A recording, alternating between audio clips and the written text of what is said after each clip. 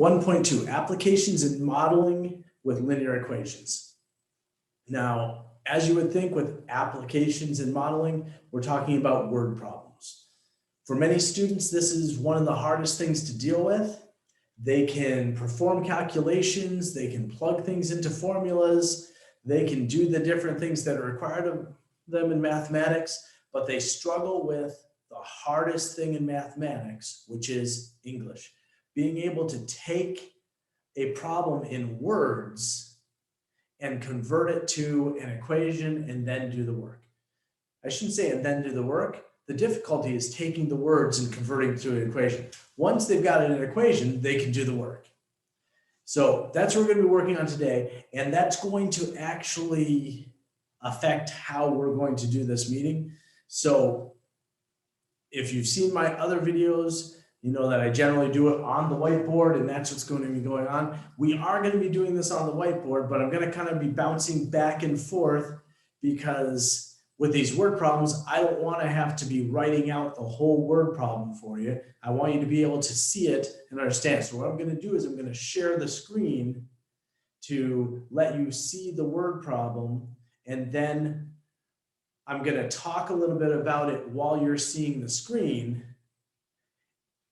Then I will come back to the whiteboard where I'll have put some pertinent information down as we were talking about it, so we can then finish the problem. Okay, so let's get right into that and get into our first problem. So I'm going to share the screen. So we'll have a little bit of back and forth on these as I do this.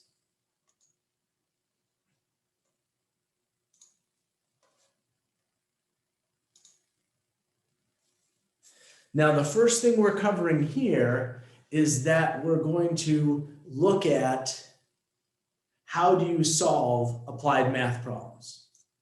So we're just going to take it a step at a time with that.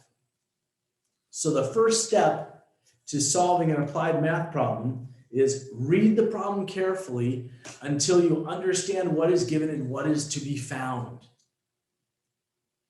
Okay, so the key is understanding the problem. Look at it, read it over and over again until you know what information you've been given and what they want you to find, what you're looking for.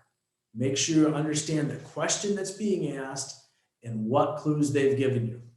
At that point, that's where I tend to be writing things down and say, I see a number, I write that down and what it is and how it associates to the other numbers. And then we can build from there.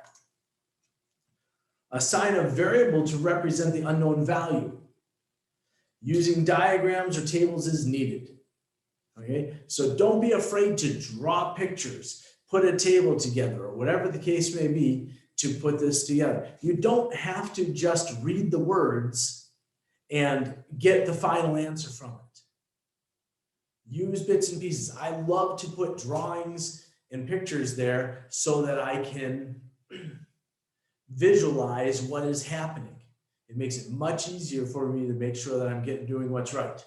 Okay, if necessary, express any other unknown values in terms of variables. So sometimes you have one variable, sometimes you need other variables. Start putting in multiple variables if necessary. And if you can relate one variable to another, more power to you.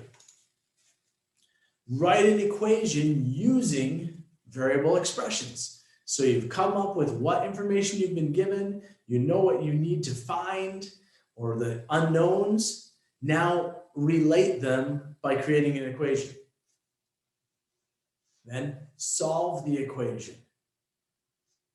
So look at this, what we've done is we understand it, we devise a plan, assign variables, look at what we've got, write an equation, then solve that equation. And the last one, state the answer to the problem. It's not enough to just go through and calculate it. You've got to state what the answer is. The answer comes out that it's 32 caterpillars, then state it's 32 caterpillars for whatever it happens to be, right? Also, most important part of any problem solving is ask yourself, does your answer make sense? Look back at the original question. Does your answer actually answer the question that was asked. Many times we'll go through and we'll solve and we get some value, we manage to get a value for the variable, and we stop there and go, good, I got it. And that wasn't what the question was asking, or that was just a piece of what the question was asking. So make sure it matches to what the question is, and then it makes sense.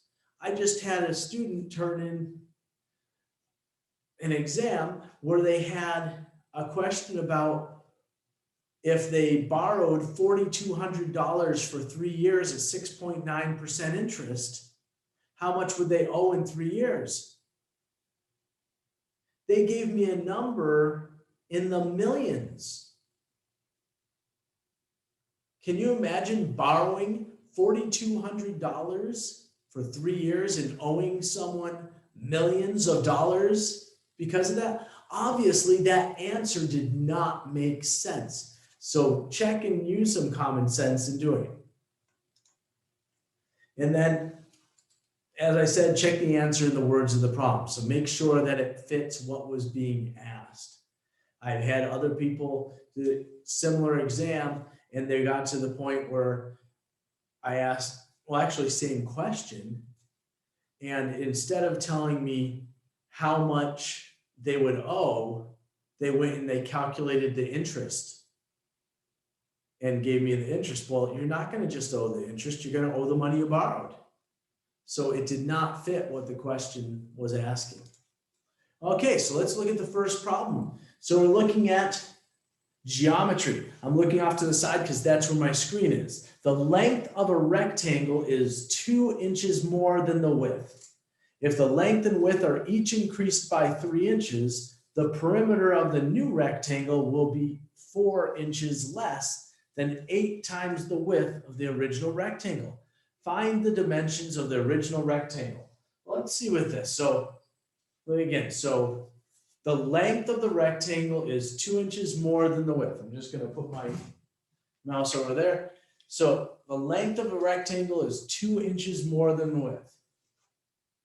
So L is equal to 2 plus W. That's what I see thus far. Just putting together what I have. If the length and width are each increased by 3 inches, so they got L plus 3, W plus 3. Remember, I'm just pulling things out. The perimeter of the new rectangle, perimeter new, will be 4 inches less than 8 times the width of the original rectangle. So the perimeter will be 4 inches less. So something minus 4, then 8 times the width of the original rectangle. 8 times the width of the original rectangle. Find the dimensions of the original rectangle. So we're looking for W and L. Okay, so now I'm going to get rid of the geometry problem so that we can zoom in on the screen. So there we go. So this is what I wrote down. Length is equal to 2 plus W. We're going to add 3 to L. And we're going to add 3 to W. And that is going to result in a new perimeter that is 8 times the original width minus 4. We want to find the original width and the original length. So let's try to put these things together. So we know L is equal to 2 plus W. So I can actually start putting things in terms of one variable if I want. Right? So if I say, I can say that W is equal to X, L is equal to X plus 2. For the new rectangle, ln is equal to x plus 2 plus 3, and wn, the new width, is equal to x plus 3. The perimeter of the new rectangle is equal to 8 times w minus 4, so I can write that as 8x minus 4. Well, how do you find perimeter of a rectangle? Isn't the perimeter of a rectangle equal to 2 times the length plus 2 times the width? So if we're talking about the perimeter of the new one, that would be, well, let's just make ln equal to x plus 5, just to make it a little simpler. So we'd have 2 times x plus 5 plus 2 times x plus 3. So that's the perimeter of the new rectangle. The perimeter of the new rectangle we said was 8x minus 4. So I can substitute that in and I get 8x minus 4 is equal to 2 times x plus 5 plus 2 times x plus 3. So now that I have that, I can solve for x. So I'm going to distribute through those 2's and get 8x minus 4 is equal to 2x plus 10 plus 2x plus 6. Combine like terms on the right-hand side, 8x minus 4 is equal to 2x plus 2x is 4x, plus 10 plus 6 is plus 16. So I'm going to move the x's over, so subtract 4x from both sides, and we get 4x is equal to, I'm going to add 4 to both sides, 20. 4 plus 16 is 20. And then divide both sides by 4, so x is equal to 5. Now remember I said common mistake is people get to where they solve for a variable and they think they're done. No, now we need to solve what was asked. The question was, what was the width and length of the original rectangle? So we have x is equal to 5. The width was equal to x. So w is equal to 5, and the length is equal to x plus 2. L is equal to 5 plus 2, or 7. And we do have to remember that this was in inches. So 5 inches and 7 inches. So that would be the answer to our question here. And we look back and say, does it make sense? Well, the length is equal to 2 plus the width. The length is 7. The width is 5. 5 plus 2 is 7. So that works. The new perimeter is going to be 8 times w minus 4. Well, if x was 5, we have 40 minus 4 is 36. 36 inches. Okay, well, what happens if I take x plus 5 and x plus 3, and yeah, that would be this here. So if I've got x equal to 5, 5 plus 5 is 10, 2 times 10 is 20. 5 plus 3 is 8, 8 times 2 is 16, 20 plus 16 is 36 inches. So everything seems to be matching up. So that's what we have to be careful of, is put the information together, come up with the equation. When you get done, look at it and say, does it make sense? Does it fully answer the question that we've been asked? So let's go to the next problem. Let me erase this quickly before we do.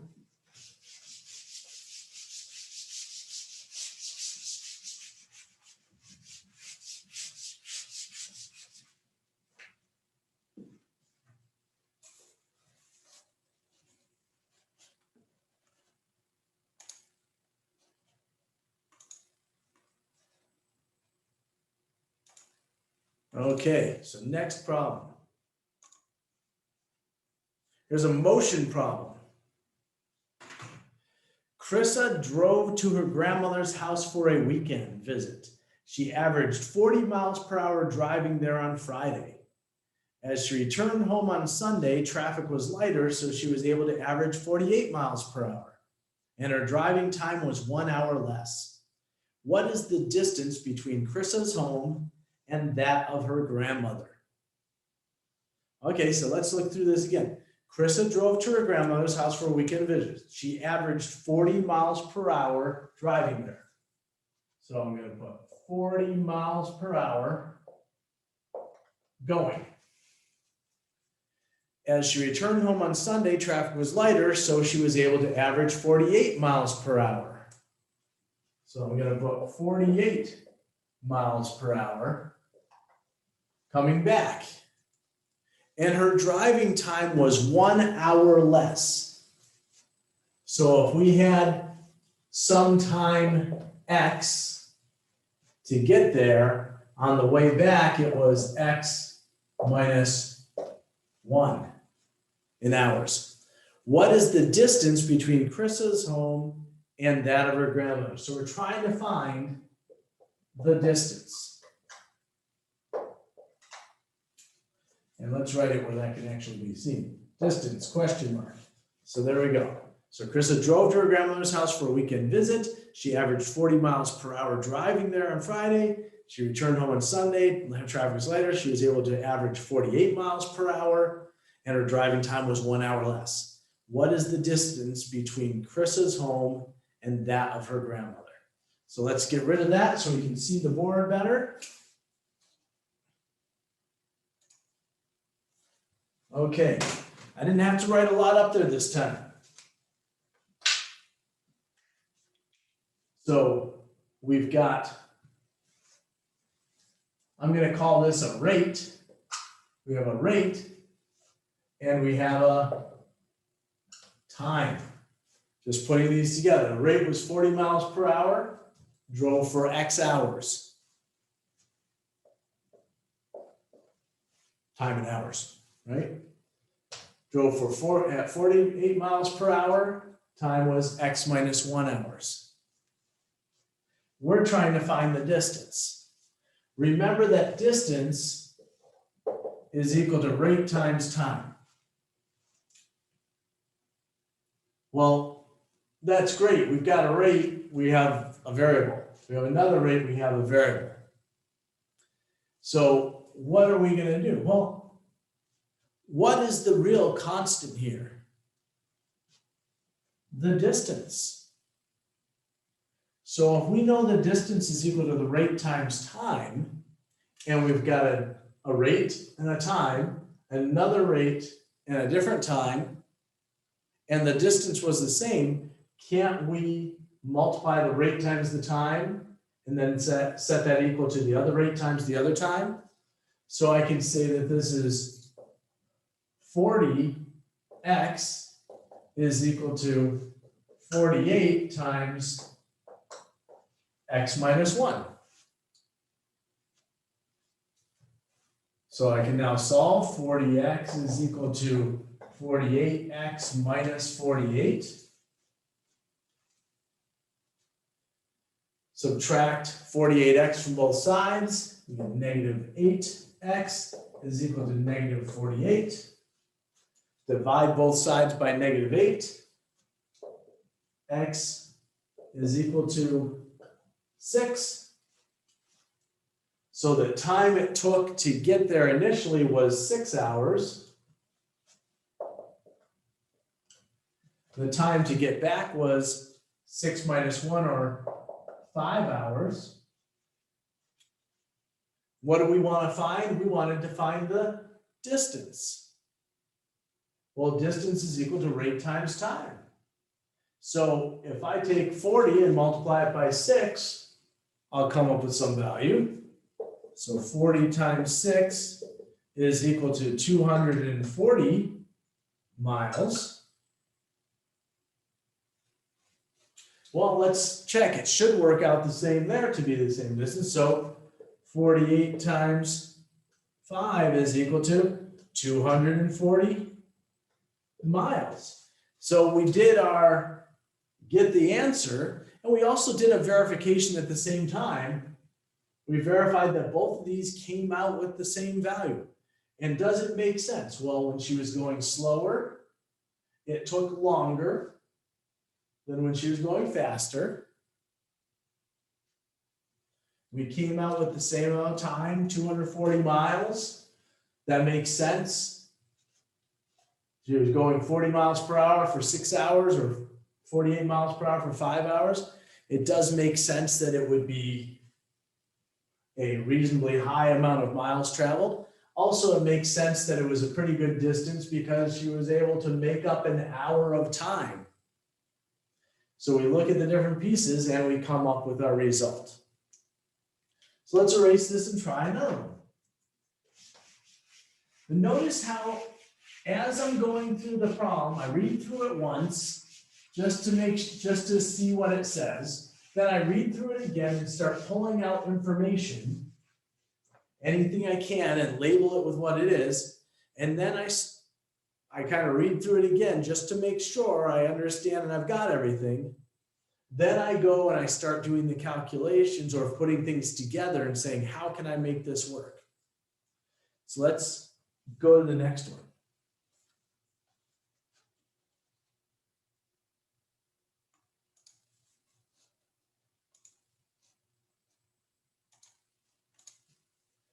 Mixture problem.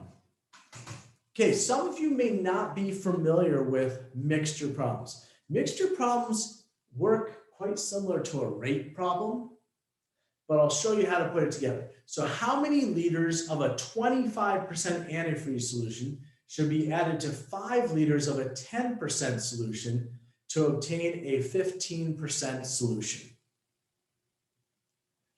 Okay, how many liters of a 25% antifreeze solution should be added to 5 liters of a 10% solution to obtain a 15% solution? Now this makes sense. We're mixing a 25% and a 10% solution, so we would expect to get a solution somewhere in between those percentages.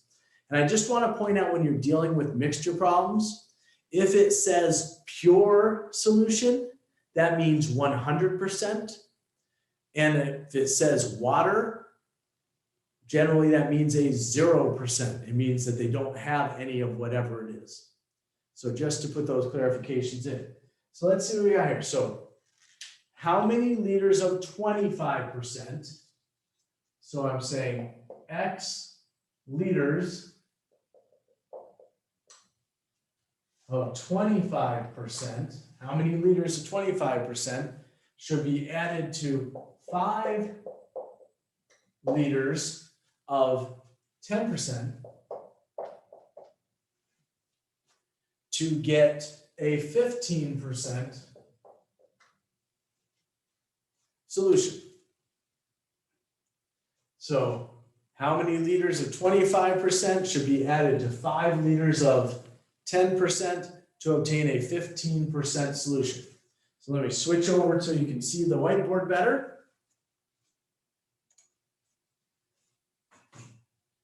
Now, the way I set this up is perfect for doing this.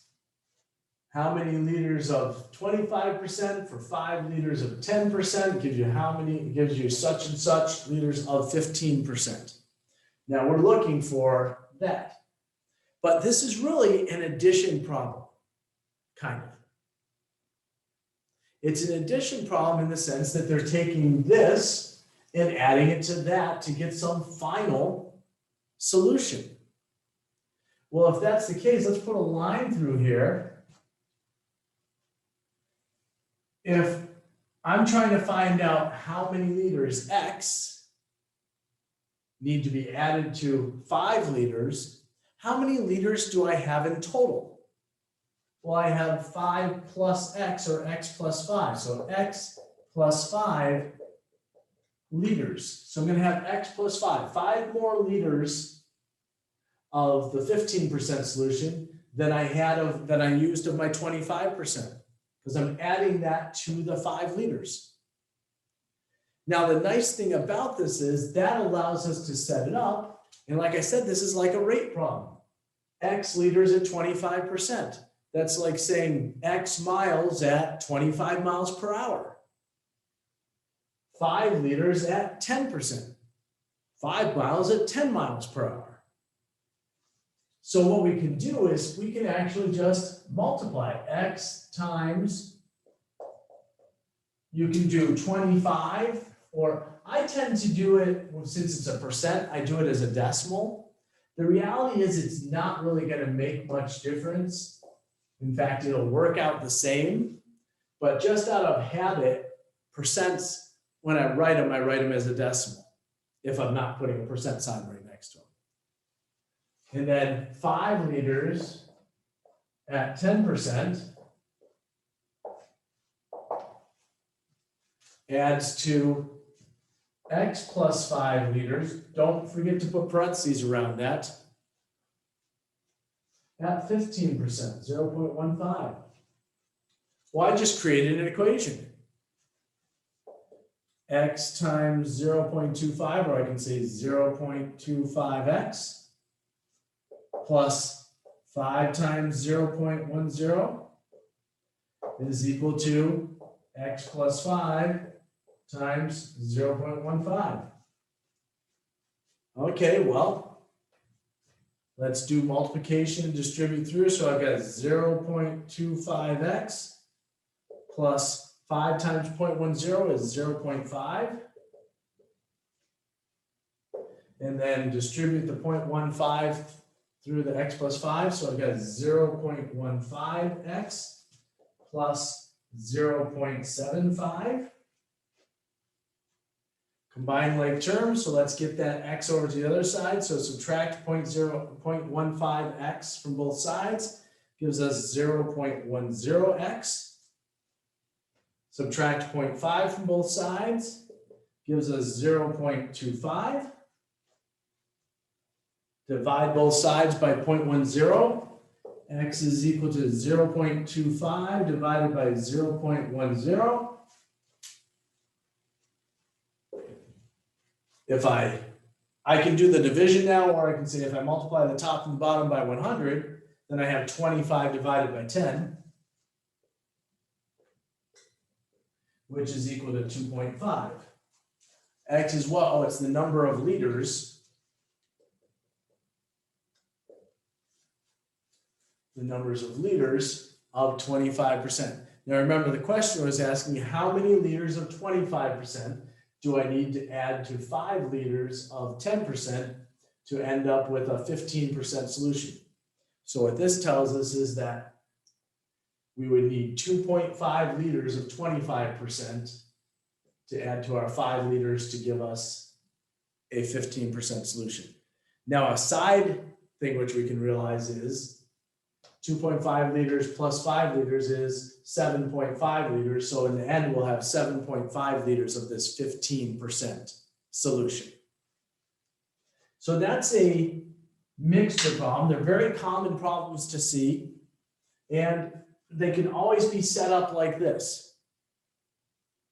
It's just a matter of realizing what are we looking for. The question could have been asked,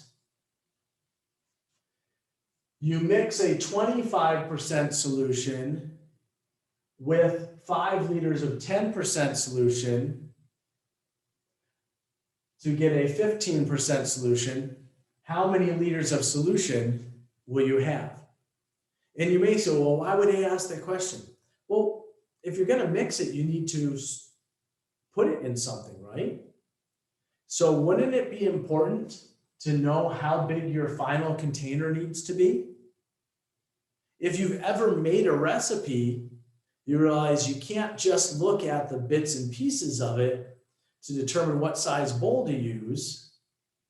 You have to look at all of it and say, well, how much space do I need to do all of this? So if that were the case, then we would be looking for this, which would be X, and then X minus 5 would be how much of the 25% solution we would use. So let's erase this and go on to another one.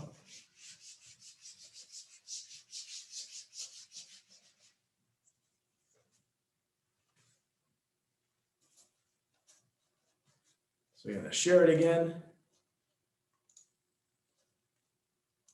There we go. Okay, almost there. Investment problem. Last year, Owen Reed earned a total of $784 in interest from 2 investments. He invested a total of $28,000, part of it at 2.4% and the rest at 3.1%. How much did he invest at each rate? Now you may ask yourself the question, why would he invest part at 2.4% and the rest at 3.1%? Well, there's a couple things that could come into this. One, actually there's numerous things, but I'm going to mention a couple. One, it may not be that he invested at 2.4% and 3.1%, but that was the return on those investments. Also, he may run into something where there's limitations that he could only invest a certain amount of it at 3.1%, so the rest had to go into the 2.4% investment. So things that come together. So let's look at this. So last year, Owen Reed earned a total of $784 in interest. $784 in interest from 2 investments. Right, I'm writing down anything that might be useful. He invested a total of $28,000.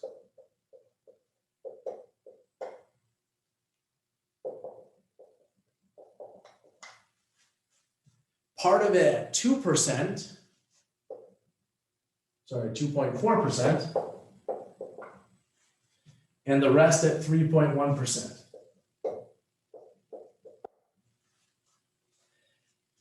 How much did he invest at each rate?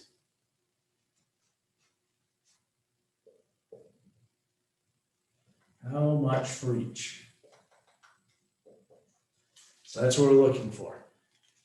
Okay, so last year, Owen Reed earned a total of $784 in interest from 2 investments. He invested a total of $28,000, part of it at 2.4% and the rest at 3.1%. How much did he invest at each rate? And it said note, and I didn't put it down, I equal to PRT. I equal to PRT. So it gave you a formula that says interest is equal to the principal, the amount invested, times the rate as a decimal, times the time in years. So let's look at this whiteboard a little bit closer and see what we've got. $784 in interest earned between 2 investments. The total of investments was $28,000. Some of it was invested at 2.4%, the rest at 3.1%. Well, to me, what I see here is $28,000 was invested between these 2. Well, I can say that one of them he invested X dollars, and the other one, he invested $28,000 minus X, right? He invested the rest of it. So this is how much he invested at 2.4%. And then the $28,000 minus that was what's left that was invested at 3.1%. How much for each? So we want to know X and 28,000 minus X. And we have the interest formula is equal to P times R times T. So what is that telling? Well, interest rates we've got, time, I can say that time is equal to 1 year. He invested it last year, so it was for 1 year. So we have that. So we know that he had a principal X or 28,000 minus X that he invested at 2.4% or 3.1% respectively for 1 year. So his total interest is going to come from those 2 pieces. So I can say that I is equal to P X times the interest rate of 2.4, 0.024, times t, which is 1, plus the other one principal was 28,000 minus x times the interest rate of 3.1, 0.031 times the time of 1. Okay, so I can do that, or I can actually treat this like a rate problem. I've got x at 2.4, 28,000 minus x at 3.1. But if I do that, I've got to realize that what I'm being given here is not the percentage. We're not being told the percentage. We're actually being told what we get when we multiply it together. So I could treat it like a rate problem. In this case, I just looked at the formula and put it together. So now let's do the work. So I is equal to 784. Let's make sure we fill that in. So multiply through, since that's just a 1. So 784 is equal to 0.024x. And then obviously 1 times 0.031 is just going to be 0.031. So I have 20 plus 28,000 times 0.031 minus 0.031x. Well, let me do that 28,000 times 0.031.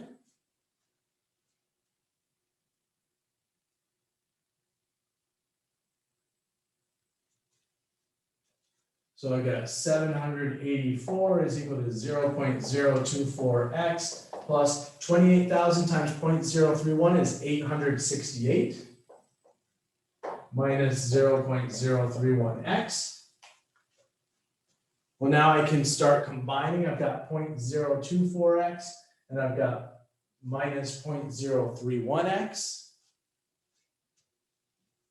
So 784 is equal to, if I take 0.024 and subtract 0.031, then I should get 0.007, negative though, so negative 0.007. No, that's not intentional for 007. Plus 868. Don't forget my x there. Okay, so I'm going to subtract 868 from both sides. So 784 minus 868 gives us negative 84 is equal to negative 0.007x.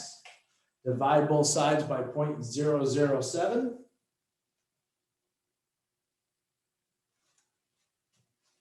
Gives me, I should say by negative 0.007, gives me 12,000 is equal to x. So what is that? 12,000 is how much was invested at 2.4%. And how much was invested at 3.1%? 28,000 minus that 12,000, or the other 18,000. Sorry, 16,000. Said the wrong word. So 16,000. So what was I asked? I was asked how much was invested in each. 12,000 was invested at 2.4%. 16,000 was invested at 3.1%. And if we want to verify and look at it, we can say, okay, 12,000 times 0.024 gives us 288, and 16,000 times 0.031 gives us 496. Add them together, we get $784 in interest. And that makes sense. At least it makes sense to me, so I'm good with that one. All right, well, let's see if we've got another problem to look at here. I know we do. The question is whether we have just a couple more statements we want to do before that. So let me share that screen and go in and see what we have. Aha, okay. So we got a modeling problem. So let me erase this board.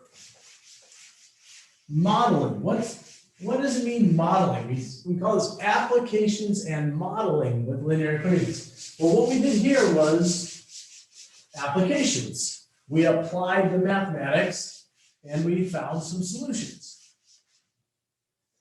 Now modeling is where you create what's called a mathematical model. It's a relationship between variables.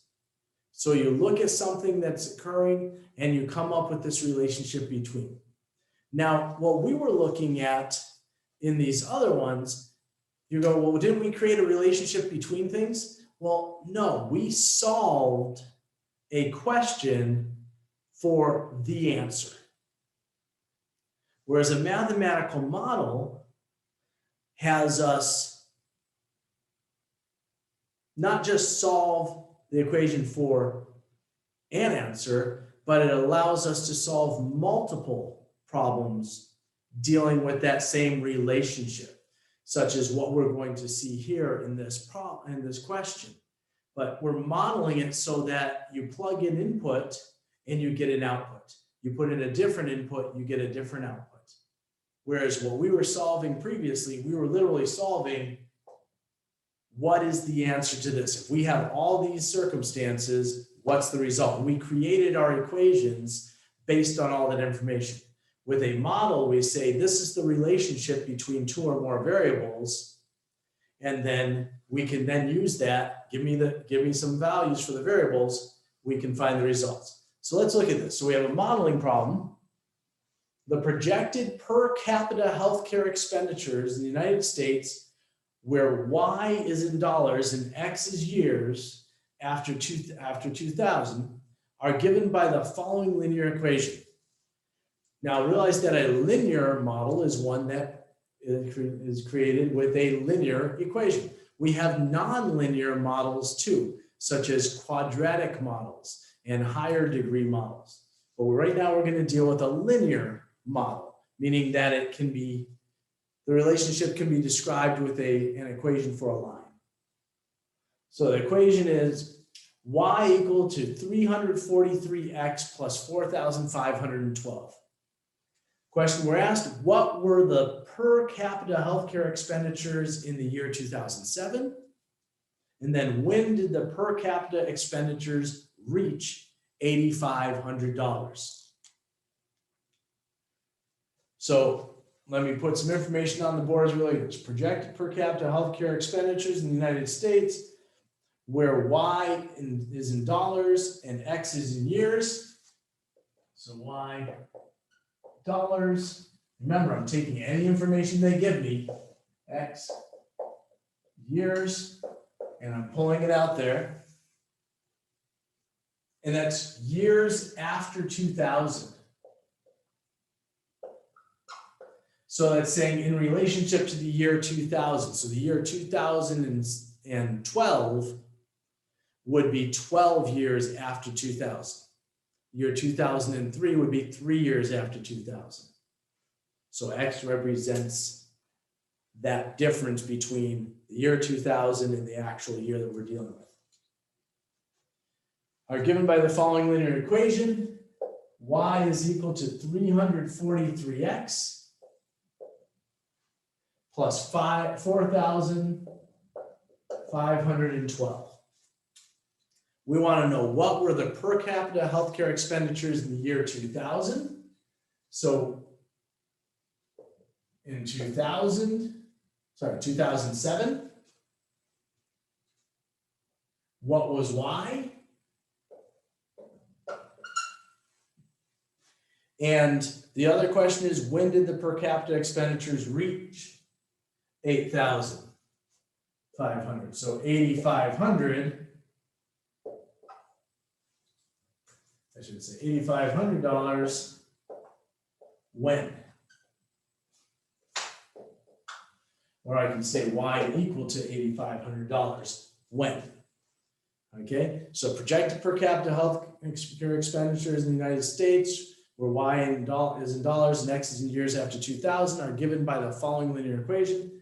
y equal to 343x plus 4,512. What were the per capita healthcare expenditures in the year 2007? When did the per capita expenditures reach 8,500? So let's get rid of this column here so we can look at the board. There we go. Sorry, I just had to get where I could reach it. Okay. So y is in dollars, x is in years after 2000. Here's our equation, y equal to 343x plus 4,512. In the year 2007, we want to find y. Well, in the year 2007, it says x is years after 2000. So in that case, let me just switch to a different color here. Then x is equal to 7, right? Well, then all we need to do is if we want to find y when x is equal to 7, we're just going to plug it in. So x equals 7, so y is equal to 343 times 7 plus 4,512. 343 times 7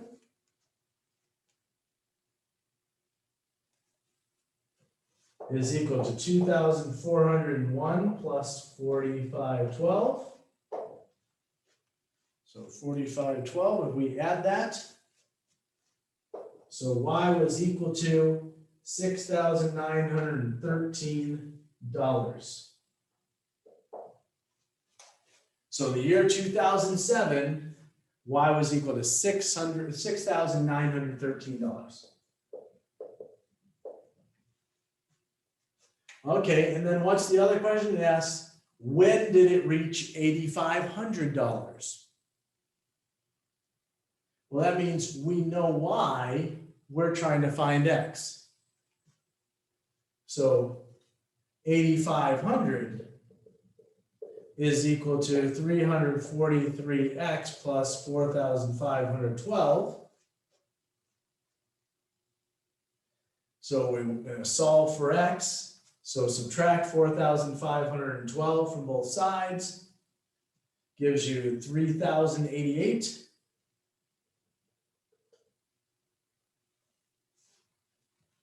You go to 343x, right? 8,500 minus 4,512.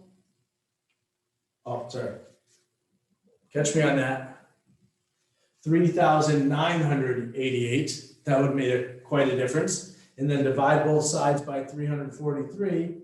So x is equal to 3,988 divided by 343. So let me.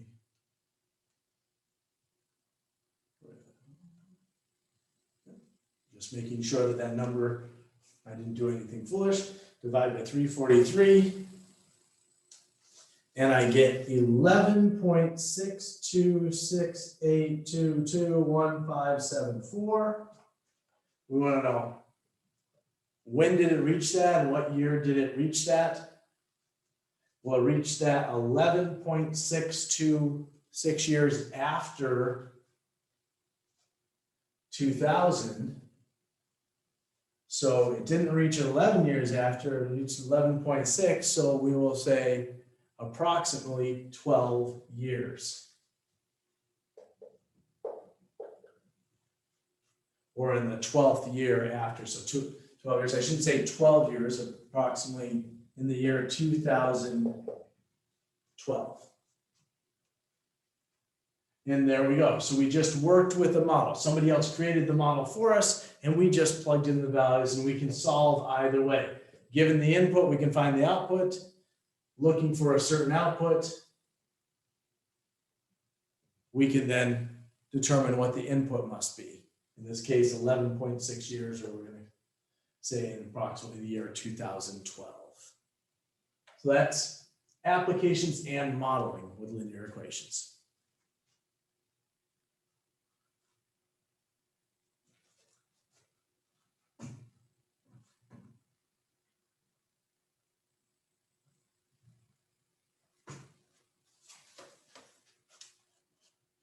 Let me get it to stop recording.